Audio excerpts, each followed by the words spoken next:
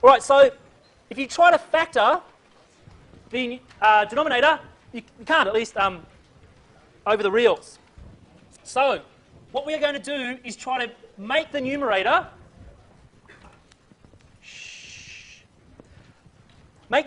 into the derivative of what's on the bottom.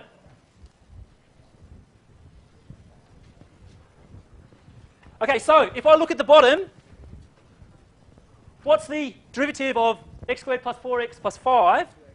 2x plus 4. Do I have it on the top? No. But what? Yeah, what I can do is make that numerator into the following.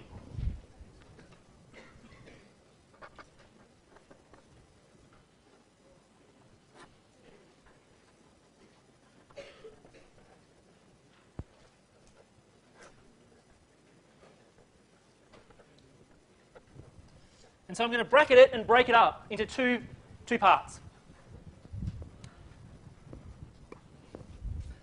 Okay, so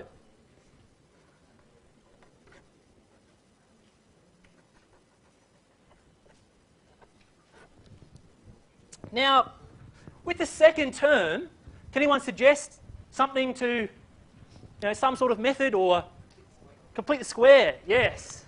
So completing the square is going to be important for this second term. So to complete the square, you just look at the coefficient of x. That's what it's all about. You halve it, you square it, and you add it and take it away. Okay, so let me just, this is a positive 4. You halve it, square it, add it, and take it away. Let me show you what I mean.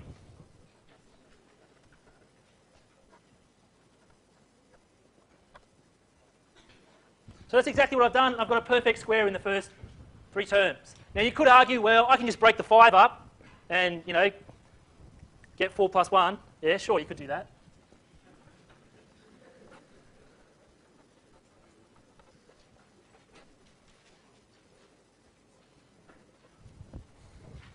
Okay, so now we can integrate both of those terms. The first term is going to have an integral involving a logarithm. The second term is going to have an integral involving inverse tan. Okay? So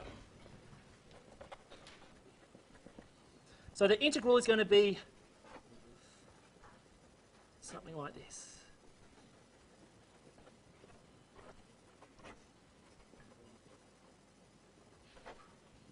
So the logarithm minus 3 times tan inverse x plus 2, plus a constant. Okay, so there was really 2 steps there. We manipulated the denominator, the numerator, and then we broke it up into 2 separate parts. Hey, welcome to Lecture Online, and now we have our third case in how we try to approach the partial fraction technique to integrate something that looks like this. Again, if this was given to you and you didn't know how to do partial fractions, you probably wouldn't know how to integrate that. Oh, I forgot my dx. Might as well put a dx there. But here I wrote the fraction again. Notice how I factored the denominator, factored an x out of the denominator to make it look like this. So you can see here that the denominator has a linear factor and a quadratic factor. So here we're going to have to use the technique for distinct quadratic factors. How do we do that? Well, we're going to rewrite this equation as what we call partial fractions, where we have each of the factors in the denominator, like so. There's one factor, there's the other factor. Here we have x squared plus 4. And in the numerator, we write what we need to write. For linear factors, we just put in a constant, so we write a there. But for quadratic factors, we need to have 2 terms there, an x term and a constant term. So here we have to write bx plus c. So now the question is, if we can write this like this, we should be able to integrate those 2 equations, or I should say those 2 fractions. The whole idea here is to find what a, b, and c are equal to. A, b, and c are constants, so how do we find that? Well, let's show you how to do that. First of all, we're going to rewrite the left side here. We have 2x squared minus x plus 4 divided by x times x squared plus 4, like so. And this is equal to a over, and I'm going to leave myself a little bit more room, plus bx plus c over, and again, I'm going to leave myself a little bit more room, plus 4, like so. All right, now, notice what I'm going to do. I'm going to try to make the denominator here look exactly like it does over here. In order to do that, I will have to multiply the denominator here by the factor x squared plus 4. And if I, of course, do that to the denominator, I have to do exactly the same to the numerator, multiply the numerator by x squared plus 4 as well. But no, now you can see that this denominator looks exactly like this one. Same with that second fraction. I have to multiply that one by x. And of course, that means I have to multiply the numerator by x as well. And of course, then the denominator looks the same as I do over here. And now I have two partial fractions that have the same denominator as my original problem. I can now write those two over the common denominator. So let me do that. So here I have 2x squared minus x plus 4 divided by x times x squared plus 4. And write that as something over common denominator, x times x squared plus 4. Notice the denominators are now the same. And in the numerator, let me work this out. I have ax squared plus 4a. And here I have plus bx squared plus cx. Okay, now the left side has to equal the right side, which means since the denominators are the same, that means the numerators have to be the same as well. So here I have an ax squared and a bx squared. On the left side, I have a 2x squared, which means that a plus b must therefore equal 2. Otherwise, the left side cannot equal the right side, so I can write a plus b must equal 2. So that takes care of the x squared terms. Now, for the x term, I have a minus 1x on the left side, and I have a cx on the right side. Well, that means that c must equal minus 1, right? Because the coefficient in front of this x term must equal the coefficient in front of this x term. All right, finally, I have how many constant terms? Only one constant term right here. I have 4a on the right side, and I have 4 on the left side, which means that 4a must equal 4. All right, so now it should be relatively easy to find the values of a, b, and c. Sometimes the equations are a little bit more complicated, and then you have to use various algebraic techniques to do that. But here we have 3 equations, 3 unknowns, but 2 of them are very clearly already determined. So that means that c equals -1. That's one of them. Here we can say, well, if 4a equals 4, that means a has to equal 1 because we divide both sides by 4. So now we have the second one. And then to find this one right here, we can say, well, since a plus b is equal to 2, and I know that a is already equal to 1, so I can say that, well, 1 plus b equals 2, and then move the 1 across to the other side. I can say that b is equal to 2 minus 1, or b is equal to 1. So now I have my 3 unknowns, c, a, and b. I can plug those in there, which means that this two fractions can now be written as a, which is 1 over x, plus b, which is 1. That means x. C is -1 over x squared plus 4. And now I should have a much easier time integrating those as compared to integrating this right here. At least the first one. The second one, a little bit more difficult, but again, we'll leave that to some other time to show you how to go ahead and then actually integrate the problem. What we're trying to show you here is how you take something that looks like this, which is impossible to integrate, using the technique of partial fractions, in this case with distinct quadratic factors, to come up with the coefficients in the numerator that will actually give you a good chance of finding the integral of the partial fractions instead.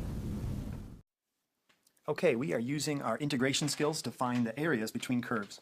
So to do that, it's really quite straightforward, sort of common sense if you think about it. So if we have a simple example, y equals x squared and y equals x to the 4th, we can quickly picture that as a parabola going up like this. And then y equals x to the 4th is sharper. It hugs the x-axis before it zooms very steeply upwards. This point of intersection, of course, is going to be 1, 1.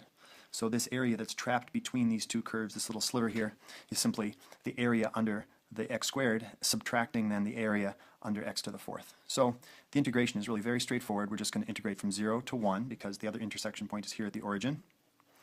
And it's going to be the upper. You just have to make sure you know what the upper curve is. It's x squared, subtracting the lower curve, x to the 4th, dx then. So that's a very straightforward 1/3 x to the 3rd minus 1/5 x to the 5th, evaluated from 0 to 1. 0 plugs in there, and so we just get 1/3 minus 1/5. So what is that then? That is 2/15 is our area between those two curves. All right? It's not always that simple. A little bit more difficult example would be maybe 2 parabolas that trap some area, and we need to do a little bit of solving first. So let's see. Let's try y equals x squared minus 4x plus 5. And y equals negative x squared plus 6x minus 3. Okay, so if you're trying to find the area between these two curves, sketch them out. To do that, you can pop them into your calculator, whatever. You'll see that if we use like the minus b over 2a formula for the axis of symmetry, very handy to know, axis of symmetry. We would get minus 4 over 2 is positive 2, so it's 1, 2 is where our vertex will be along. If I plug in that 2, I get 2 minus 8 is negative 4, plus 5 is 1. This is opening up like that, opening up like this. We do the same thing with this. It's going to be a negative 6 over a negative 2, which is positive 3. So the other one has an axis of symmetry out here. 3, plug in 3, and I think we'll get 6. So this is opening down like that. And we need to find this area between these two curves like that, okay? So we need to solve for those two. If you or let these equal each other, you're really subbing this in for y, since it's equal to y. We get x squared minus 4x plus 5 equals negative x squared plus 6x minus 3. Shove everything over to one side, we get 2x squared, and then minus, when I take away 6x, 10x, add 3 plus 8 equals 0. I'm simply trying to solve this so I can take out a 2 and get x squared minus 5x plus 4 equals 0. That fortunately factors very easily for us. X minus 4 and x minus 1. Of course, if it didn't, we'd have to use a quadratic formula. We'd have uglier numbers to put in. Thank goodness that didn't happen. So we now write our integral, which is going to be then, well, actually, let's write our solutions here. When is that equal to 0? That's when x is equal to 4 and negative 1.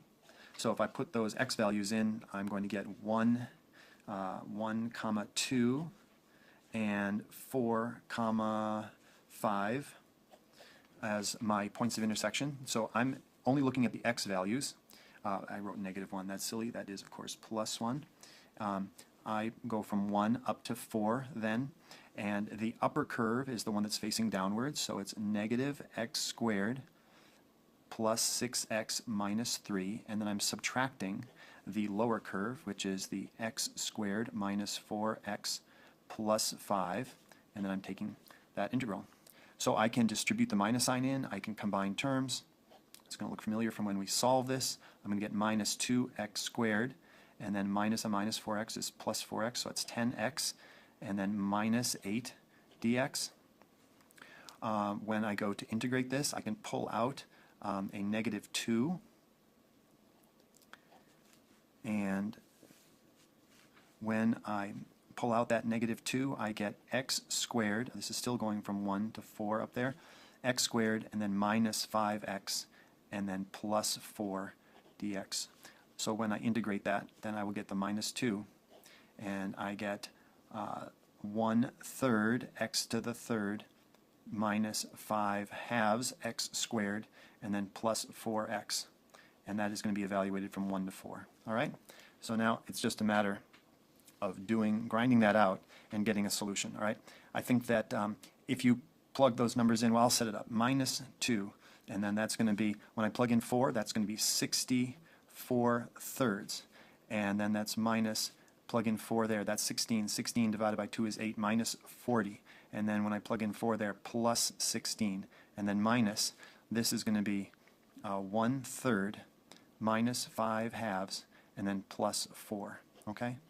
I've got thirds here.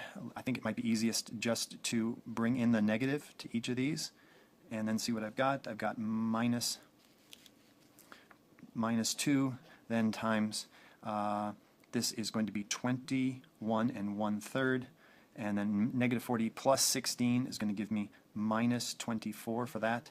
And then, let's see, so if I'm subtracting minus 1/3, that's kind of handy, and then I'm adding 2.5, I'll go decimal, and then I'm subtracting 4.